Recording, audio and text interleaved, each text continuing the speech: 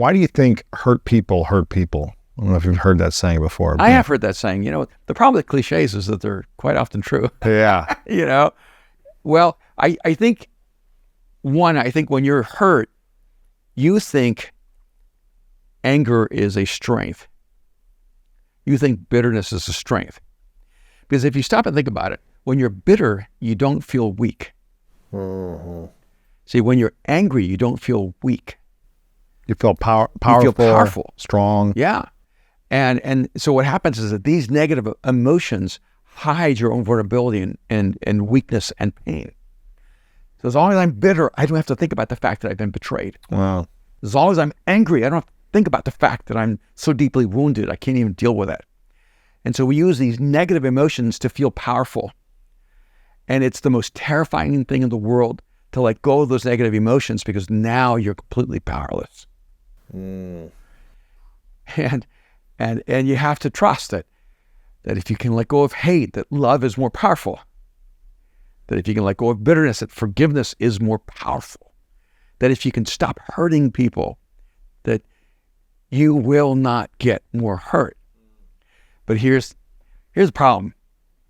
Whenever you love, you risk being hurt. So I can't say to someone, if you'll just love, you'll never be hurt. Right. In fact, I'm going to say the opposite. If you choose to love, you will be hurt.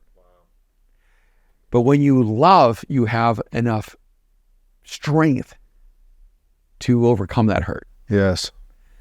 And I think that's a part of the challenge of it, is that the most dangerous thing in the world is intimacy. And it's what we long for the most. And it's what we fear the most. And that's why it's such a dangerous place. And so it's so much easier, Lewis, to judge people than to be honest with their own shortcomings, right? It's so much easier to hurt you so that you can't hurt me first. Years ago when, we had the whole thing with the Unabomber, if you remember that, and there's all these studies on people living in isolation. Yes. And they're becoming mass murderers. And what ends up happening is, because you don't hear about someone who's fully loved and has a great community and friends becoming a murderer. Yeah. When you feel rejected by the world, you reject the world. Yeah. And when you feel that the world is your enemy, your only act of human engagement is violence. And that's the greatest danger in the human spirit. It could be violence towards others or towards yourself. Yeah. Yeah, because the self-loathing is so deep that your only expression of yourself is violence. And that's why it's so important to not move toward isolation. Human beings are not designed for isolation. We're not designed for disconnection. We're designed for community. And why do you think we are always finding ways to identify together? Whether it's church or synagogue or temple, or the Rams or the Chargers or the Lakers or the Clippers, everyone finds a community. Everybody finds a tribe. Isn't it the silliest thing in the world for full-grown men to be wearing jerseys right. of players that are, half their age. Yeah, right? But we're Rams fans, right? And I'm a Rams fan, because I have a wonderful relationship with Sean McVay. And so now we're like huge, Rams fans. But you have, 60,000 people, and they're screaming, and they all have something in common in that moment. It's not just the event on the field, it's the commonality in the arena that connects people together. We are designed for human community.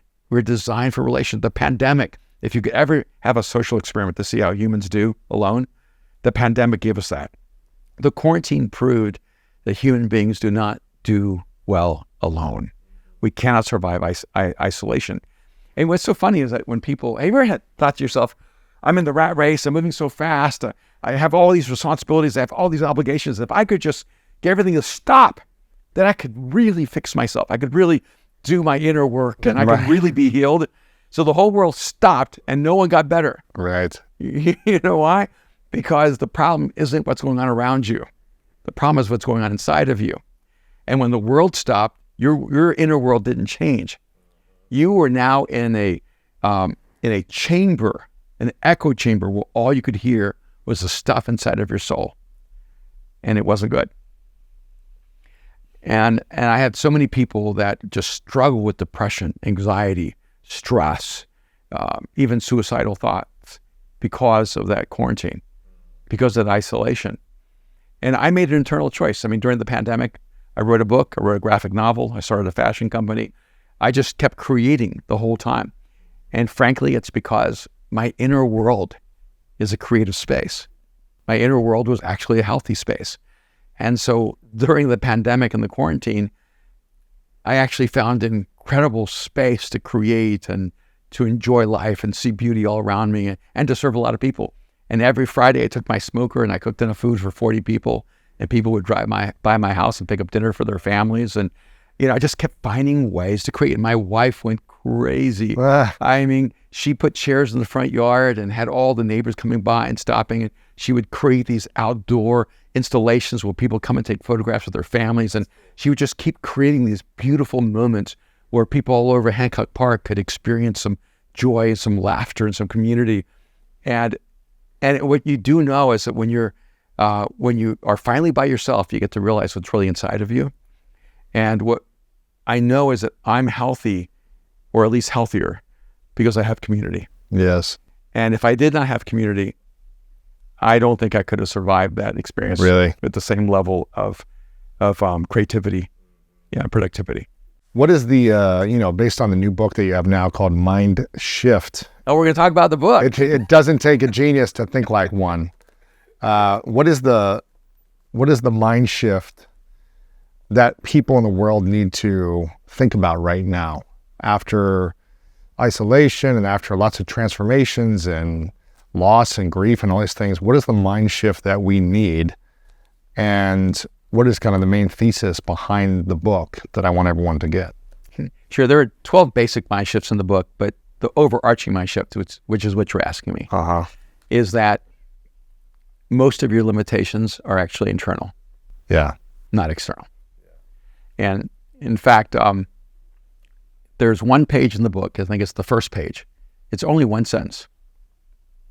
So the first page of the book is one sentence. It says, the intention of this book is to destroy your internal limitations. I actually think there's a frequency that we communicate from. And when that frequency resonates with the listener, it creates this internal resonance where the person goes, yes, this is what I've been searching for. Or this gives language to what I've always felt. And in fact, when I spoke at your summit,